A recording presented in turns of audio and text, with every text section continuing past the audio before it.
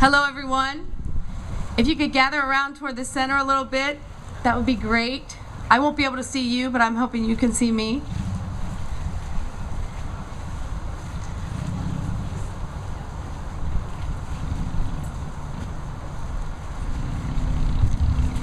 My name is Carla Rothen, and I am the Executive Director of Stonewall Columbus.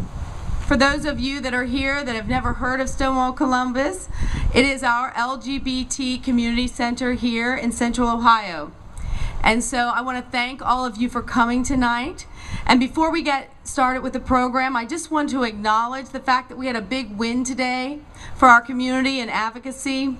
And Edith Windsor, who is an 83-year-old woman, a trailblazer in our community, fought against the Manhattan Federal Appeals Court and won today, and DOMA was considered unconstitutional.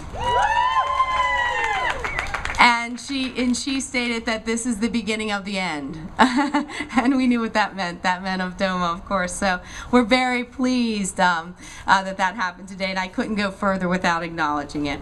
Tomorrow, though, is Spirit Day. And that is going to be on Friday, October 19th.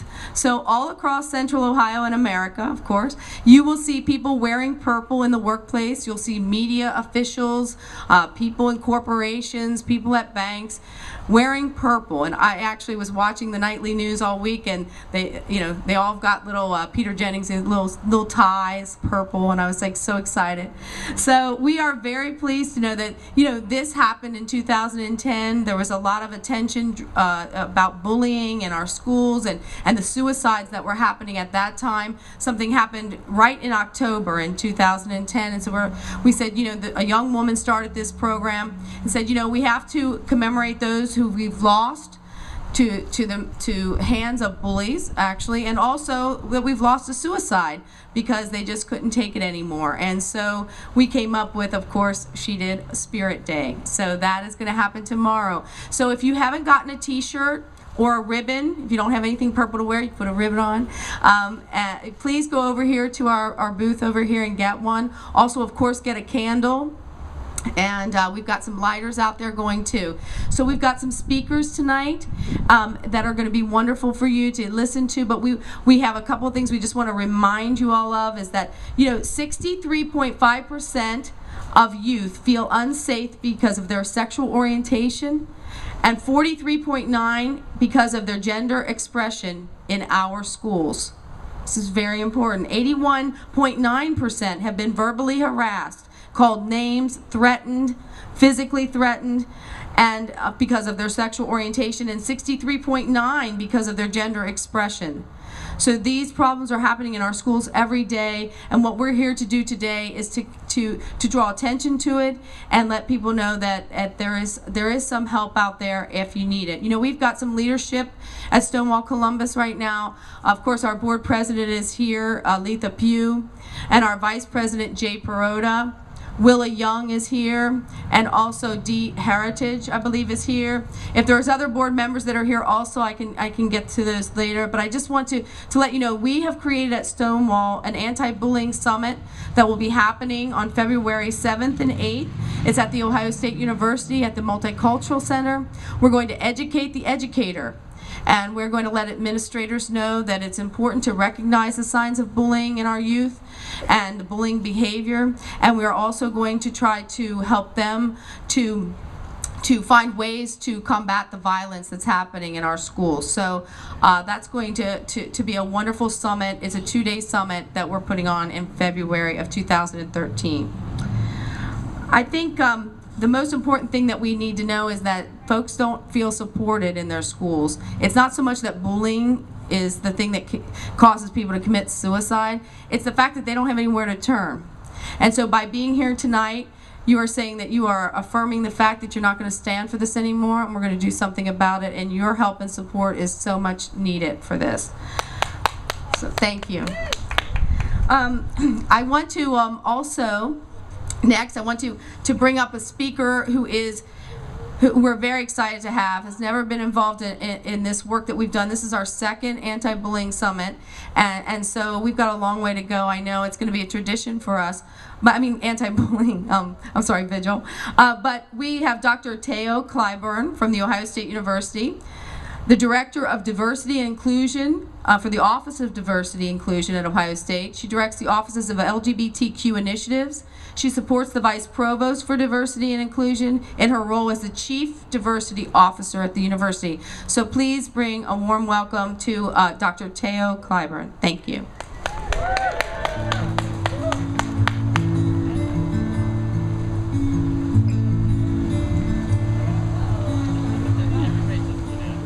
Hello. Well, I'll just start by saying good evening. For those of you, I can't really see you. Thank you so much to Lori Gum and to Carla for inviting me to speak this evening. I really feel very fortunate to join with so many of you community members and allies in remembrance of and reflection upon the lives of individuals and families impacted by bullying and intolerance and hate. I'm here today in two capacities, so I'm going to start by talking about the first. First, I'm here as a representative of Ohio State's Office for Diversity and Inclusion, or ODI. The history of our office is one I'm very proud of. It emerged from the voices and needs of students who were demanding that the institution be more inclusive of difference. They sought faculty, courses, and spaces that validated their life experiences, different forms of knowledge, and cultural heritages. The student protests that were so central in establishing our office in 1970 seem very far away now. It's been more than 40 years for us. But that charge continues to guide the Office of Diversity and Inclusion today, because we know that there is still much work to do in making our campus community a safe and inclusive environment where students can come and receive a first-rate education. But the truth is that's really not good enough. By the time lesbian, gay, bisexual, transgender, queer, and questioning students reach Ohio State or Rutgers or any other college or university, it's more than likely that they've already been through some difficult experiences and navigated some tumultuous waters. In addition to working through the standard elementary, middle, and high school woes, consisting of more and more standardized tests, fewer and fewer creative outlets, and too many difficult choices about which extra and co-curricular activities and classes will look good on this college application or that college application, in addition to pecking their way through the ins and outs of an ever-evolving social hierarchy, and in addition to growing up in the very literal sense, coping with changes to their bodies, the ways they see and navigate the environment, the way they see and navigate their peers, first crushes, first kisses, first loves. In addition to all of that, they also have to navigate a siege of spirit-wounding micro and macro aggressions during a time when they're just starting to figure out who they are and who they can be. So I said I was here in two capacities. So that's the first, as a representative of the Office of Diversity and Inclusion. But the second is as someone who was that kid. And by me, I mean that kid. Like, I was the socially awkward uber nerd, right, when I was growing up. I didn't make friends easily, and I spent a lot of time with books. And because I spent more time hanging out with the librarian and the teachers in the teaching lounge, I didn't find it particularly difficult to navigate the academic side of things, but I certainly struggled to come to know myself as someone who is trans-identified and queer-identified. I particularly struggled with gender identity. Gendered spaces were really drastically difficult for me to navigate and very uncomfortable to be in. And middle and high school really seemed like a never-ending sea of locker room and bathroom traumas. And I remember when my mom, she used to dress me up in these little dresses, and everybody would say it was so cute, but I was so embarrassed because it felt so wrong for me that I would hide in bathroom stalls, even in elementary school.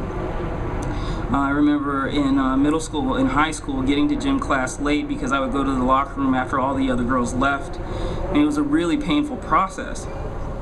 And I was an easy target for bullies for a while in elementary school and in middle school, up until I got to high school when this really amazing, wonderful thing happened. I started attending the same school as my brother, who is 2 years older than me and was my opposite almost in every way. So he's 6'4", all muscle. He's the quarterback of the football team. He was the center on the basketball team, and he played on the baseball team. He was extremely popular, and he became my protection. So for a kid who was sorting through as many issues as I was, I got through high school relatively unscathed by bullies, and I was, for the most part, left alone to process my identity. But I recognize privilege when I see it. I know that having a protective big brother nearby to ward off bullies is a luxury that many don't have.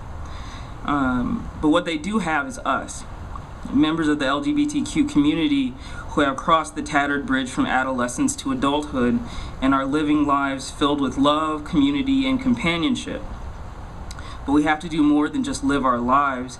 We have to be visible and vocal role models and share our stories, because we've been there, we've done that, and we've gotten back, and we have the scars to prove it.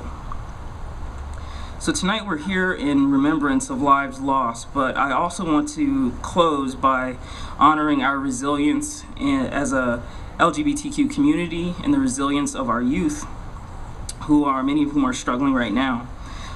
So I'd like to close with a very brief poem of celebration. I told you I spent a lot of time with books, and that parlayed into a lot of degrees in English, so it kind of makes sense that I'm always quoting poetry. But this poem is by Lucille Clifton, and it's called "Won't You Celebrate With Me?" Won't you celebrate with me what I have shaped into a kind of life? I had no model. Born in Babylon, both non-white and woman, what did I see to be except myself? I made it up, here on this bridge between starshine and clay, my one hand holding tight my other hand. Come celebrate with me that every day something has tried to kill me and has failed. Thank you.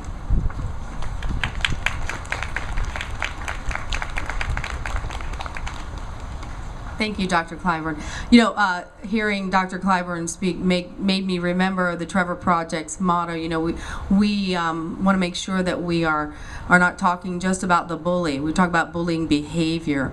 That's what we're trying to make sure that we get rid of, because the bully, of course, has come from something very terrible as well. So we have to stop violence from the very beginning. So it's very poignant. Thank you so much. Next, we have Linda Regula and Paul Richmond. They're co-founders of the anti-bullying website, the You Will Rise Project. First met in 1984. Linda began teaching Paul lessons just before his fourth birthday. Art lessons. So they're both artists, which is wonderful. Besides both being visual artists, mentors, community advocates, and lifelong friends, they also have something else in common. They were both bullied terribly as children, something that serves as powerful motivation in their lives and in their art, inspiring them to speak out on this important issue. So please welcome Linda Regula and Paul Richmond. I love my father. He could use some mercy now. Well, I guess I get to speak first since I'm older and prettier. Oh, now wait a minute. When I was a kid, I grew up in the mountains of West Virginia. There was nine kids in a 3-room shack, no electricity, no running water. My mother ran away when I was 9 years old. My father was very abusive. I went to a 1-room school where I was the target. I was called every kind of name you can think of. I'm 68 years old now, and I remember every word. So words are so important. I want to tell you a little story, and this is about how this whole project that Paul and I do together started. I went to a 1-room school, and we didn't have much. And so once a week, the teacher would turn on the radio, and we would listen to a story. Then we were asked to draw a picture, and I had never been praised for anything I had ever done. So when my drawing of a phoenix was chosen as the best, and it was displayed in the classroom. I was so proud. And there was this one kid that bullied me constantly. He would knock me down, he would call me names, he'd spit on me, he'd wipe mud on the back of my clothes, he sat behind me. And when the teacher left the room for something, he ran up to the front of the class and he grabbed this drawing and he tore it in pieces and he threw it up in the air and he said, "You're too stupid, you'll never be an artist." So I fooled him, I grew up to be an artist. So that's why we use the Phoenix as a logo for our YouWillRiseProject.com. Now, how I met Paul is a lady called me one morning and said, we have this child who loves to draw, and we don't know what to do with him because that's all he wants to do is draw. And I was teaching then, and I was also a mentor, and so I said, well, bring him over, and I opened the door expecting to find a 12, 13, 14-year-old. Here's a 3.5-year-old child that they want me to teach to oil paint, and so I did. And by the time he was 8 and 9 years old, he was doing paintings on the level of what my adult students was doing. And so he became my golden child. We have been buddies for 28 years now. We both love purple, so this was a perfect event for us. And now I'll turn it over to Paul so he can tell you about our project. Well, one of the things that Linda always taught me when I was a kid, which was so important, was that art is not just about making something pretty to hang on your wall, it's about speaking out about what's happening in your life. She's always done that in her work, and as a kid I was bullied terribly for being gay, and I could go to Linda's class every week and know that I could put those feelings onto a canvas, and that made it better for me.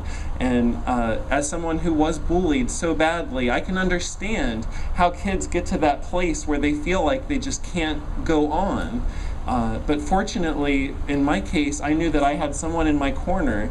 And so just for a moment, I just want to say thank you, Linda, because, I mean, and to all of the mentors and teachers who help inspire kids, this is how bullying victims make it, because of people like her. So I know you're holding candles, so I'll applaud for you. Thank you, Linda, and everybody in our community. So about 1.5 years ago, Linda and I started a website called the You Will Rise Project, because we wanted other victims of bullying to know that their voice matters and that they too can speak out about this issue. And it's a website where kids and adults submit artwork, poetry, stories, videos, any kind of creative expression about what they have gone through. They submit it to us and we post it on the site. We started the project 1.5 years ago. We have almost 600 pieces currently, 100,000 visitors to the site. We receive new submissions every day, and we've heard from so many people who've said that it really mattered to them to know that somebody's listening to what they have to say. And sometimes that's all that you need. A bully wants you to feel like you have no voice. But the mission of our project is to let them know, to let everybody know that you do have a voice and we are listening. Now we are taking the project and turning it into a community event right here in Columbus. This Sunday we're starting a 4-week workshop at the Columbus Museum of Art for high schoolers from the area to come create artwork about their experiences, and then on the 5th week, November 18th, which is a Sunday, we'll have a community exhibition. So we hope that all of you will come and join us at the museum to see the work of these amazing young people. Also, if there are any high schoolers here tonight that are interested, that if this sounds like something you might like to participate in, you can visit our website. We ask you to send us an email by tomorrow at 5 o'clock, because we do have a few slots left if there's anybody else here that would really like to participate. The site is YouWillRiseProject.com. We have postcards with us. A few volunteers also are passing out postcards. So if you or somebody that you know might be interested, please grab one. And like I said, we do hope all of you will come and join us on the 18th, because this will be a very powerful exhibition with young people from right here in our community speaking out about this issue. So thank you so much. It means so much to me to know that there are so many people here tonight that care about this. important issue, and it's just really wonderful to be here with Linda, somebody who saved me when I was a kid. So thank you all very much.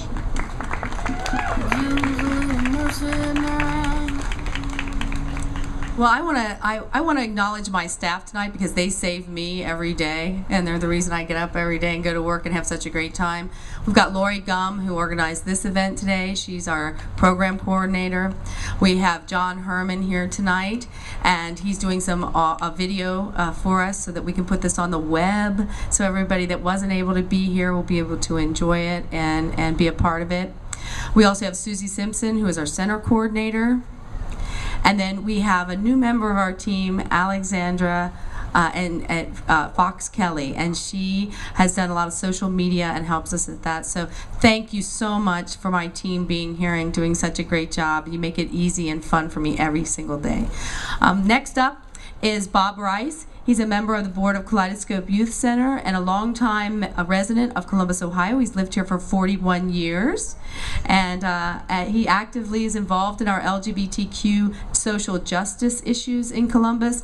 And he works with, as a volunteer, First Unitarian Universalist Church. So we're going to bring to the stage Bob Rice.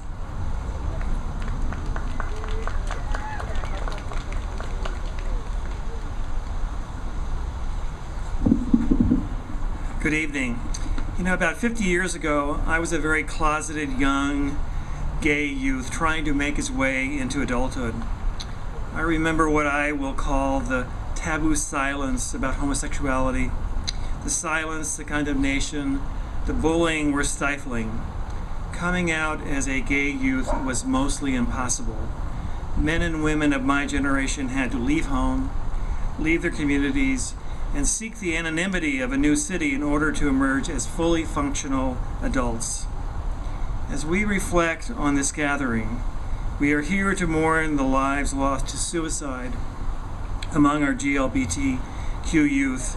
I think about the changes in the past 50 years. Brave souls, both in the gay and straight communities, have broken the silence. In 2012, the Western culture that we live in is acutely aware of gay men, lesbian, and transgendered folks. We are in the news, in the movies, and on talk shows. We publish books, create great works of art. The stereotypes of the 1950s are stale and effete. Yet we are here tonight to painfully acknowledge that the cataclysmic changes that many of us have lived through are just not enough.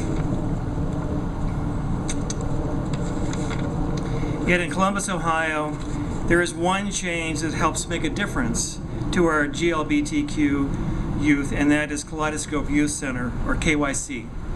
KYC was founded in 1994 by a group of men and women, gay and straight, who knew that a safe haven for our GLBTQ youth was essential to sustain them through their teen years into adulthood. Bullying is a national pastime. We see it every night on TV. It starts early in grade school and becomes nearly unbearable by middle school. KYC provides a center open after school for youth ages 11 to 18. A safe haven is just not a space. It's an entire program that lets these youth go through the normal developmental stages that are not afforded to them in either their homes, their churches, or their schools. The other prom is a clear example of the types of programs that KYC offers. These youth get to dance together, to hold hands, to be as quiet or as outrageous as their spirit permits, without an iota of shame or disapproval. The staff and volunteers at KYC are providing programming and events that will allow youth to build peer bonds and friendships, develop life skills and that sustain them into adulthood, to have a safe and social activities, and provide educational sessions that target their specific needs. Over the years, KYC has become the after-school program of choice for many. But no matter what life skills KYC can promote in instilling GLBTQ youth, being a victim of bullying is still devastating. So let me tell you a story My oldest daughter was a typical firstborn, intelligent, articulate, and driven. Being raised by two divorced gay parents gave her a perspective early in her childhood that not many of her peers had. As a result, in high school, she became the patron saint of all the gay youth because she would confront bullying wherever she found it. The point here is that without youth who are willing to intercede when bullying occurs, it will never stop. This is why KYC started a new program in 2010 called KYC Connect.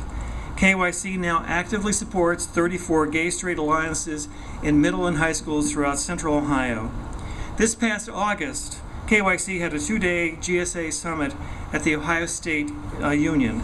Representatives from 11 schools, adult advisors, GLBTQ youth, and straight allies were able to connect and work on building strong GSAs, awareness of GLBTQ student legal rights in schools, preventing and addressing bullying, and activism. KYC has been supporting GLBTQ youth for nearly 20 years. Many of you have supported the mission and vision of KYC as volunteers and through your financial support. As a member of the board of directors, I thank you for sustaining KYC as it promotes the health and well-being of the next generation of our GLBTQ adults. Thank you.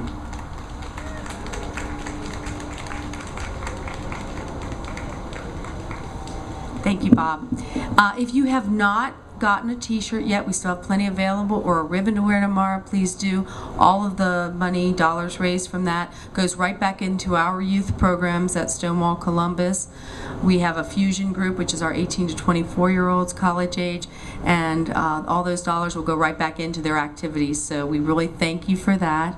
Also, a little housekeeping too. I just wanted to make sure that we make sure this park stays as pretty as it was when we came in, so we have lots of receptacles out there, so if you can make sure help us clean up, that would be wonderful.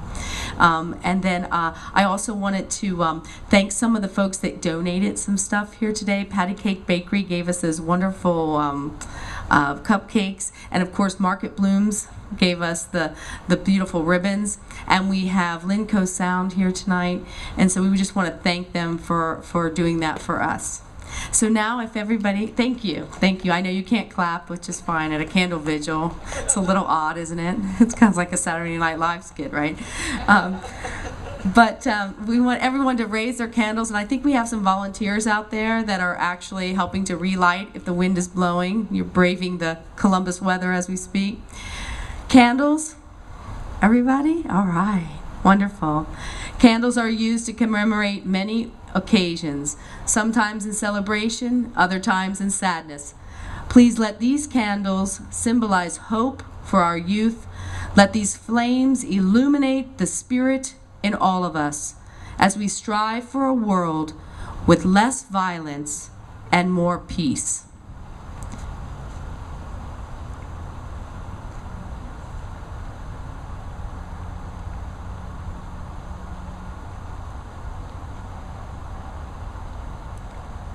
Thank you, everyone. Thank you for coming, and thank you for supporting our youth.